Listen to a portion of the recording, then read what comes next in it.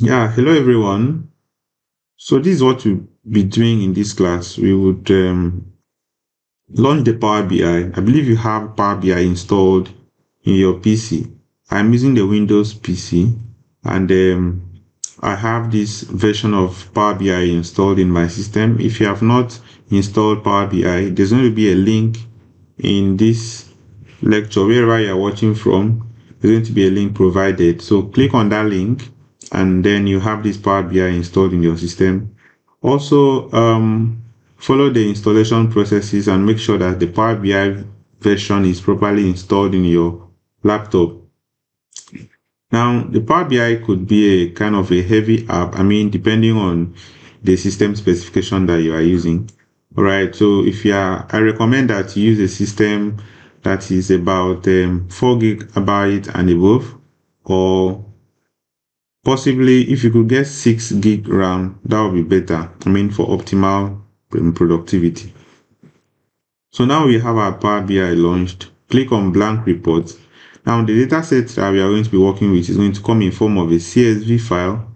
Now we have the different data connectors in Power BI, the different ways where you can import data to your Power BI software. Now we have the one to import from Excel. You can as well as import from SQL Server, or you can paste data into blank table. All right, or you just click on get data from another source. That if you have data set from other sources apart from this. For the purpose of this project we are building, we want to be going into connecting SQL Server to our Power BI, all right? But this is a possibility. I mean, we can connect MySQL to Power BI, and so therefore, once we have a refresh in our database, I mean, from the SQL, it will automatically alter or make some changes with our Power BI data set, or even the dashboard which we are building. But for the purpose of this project, we are looking at creating a simple report. I mean, from the data loading to the data cleaning to transformation of data, and also for building reports. So this is basically what you are going to be looking at. So now what are we going to be doing? Since our file is coming in the form of CSV, click on text/CSV and we click on connect. Now it's asking us to find the location where we have this data set. So I would look for the data set and I'll find it here. So we have about 4 data sets which we are going to be working with. Now this project, as I said before, is on e-learning. I mean the e-learning industry. So we have the students, we have instructors, and then we have information about the different enrollments and also the different courses on the particular platform. So let's take, for example, that this is Udemy, a popular e-learning platform. So Udemy have instructors that come to this platform to upload their courses, and that is why we generated the instructors. But I'm not saying that the project that we're working with is on this thing. I mean, I'm not saying we are using the dataset from Udemy platform. So this is another typical e-learning platform that we are going to be looking at, so we could get insight from the company. Now, let's first and foremost import students. So click on students, and we should be having this dialog box, which is a students or CSV. So from here, we have all the data presented in different rows and columns. So based on the first 200 here, so just click on transformation of data. So we click on data transformation. And once we've clicked on transform data, we can then scan through our data set. Now, if I happen to click on here, I can see here I have distinct record, which is about 1000. Then I have unique. And we talked about primary keys and foreign keys, and we will also be able to differentiate between what is called the primary keys and foreign keys. And if you are given a data set or a table, how can you identify a primary key? Now in our case, the column we are going to be using from this students table is for its primary key is the student ID column. The reason being that in Power BI, whenever you see a distinct value equals to the unique value, I mean the two numbers are the same, that column is best used as the primary key to identify the unique record for this particular table. Now this is a student ID, and each of the students have their ID. I mean, no two students would have the same ID on this e-learning platform. So we have the first name of these persons, we have the last name, the email address, date of enrollment, and then we have the payment method. Now, right, so this is an e-learning platform where students will have to make purchase of a particular course. It could be in the UI UX industry, be it the digital marketing, product design, or whichever categories.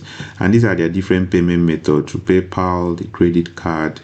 Right, so this is a typical example of what is called a categorical column. Now, this is a date in which each of the students, got enrolled, and these are their different email addresses. So for now, what we will do, since we have other data sets, now using this simple information, we cannot get the insight from this data set. I mean, there is literally nothing much we can do with this particular column. I mean, only this column. So this is just information about the student. So let's head over to import other data sets that we would need in this project. So we go to new source, all right?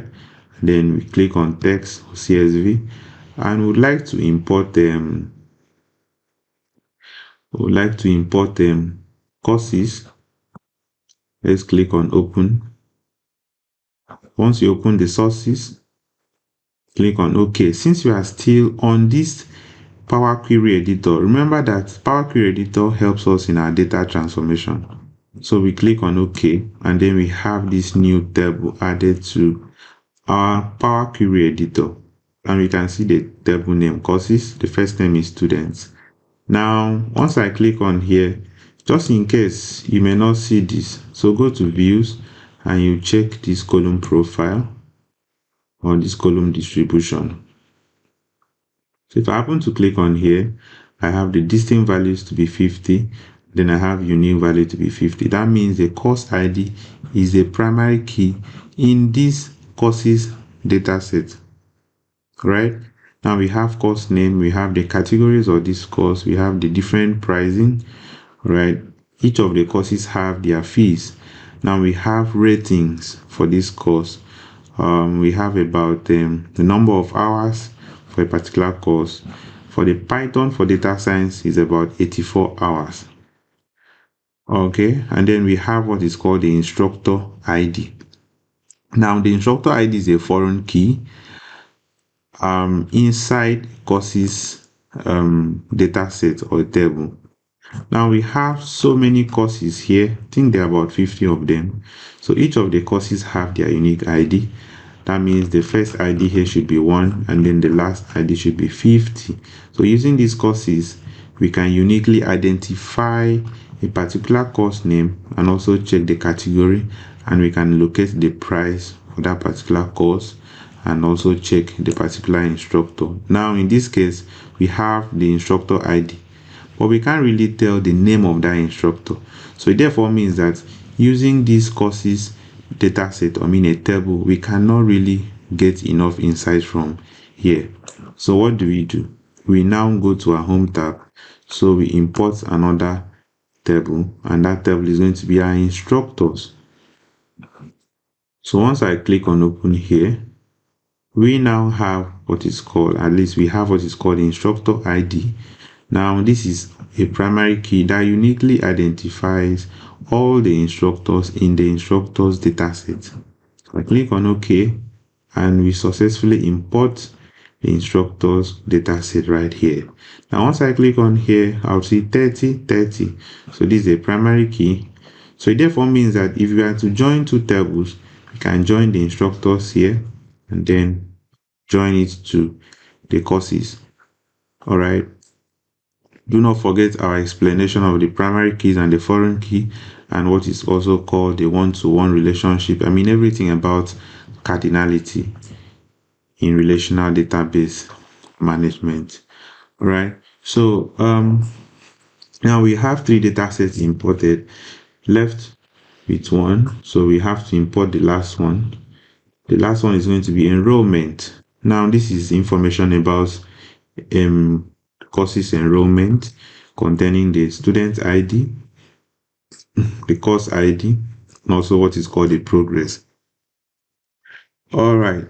So let's quickly go through this enrollment. Now, using the student ID, we can literally see here that we have distinct value to be 326 and unique values to be 53.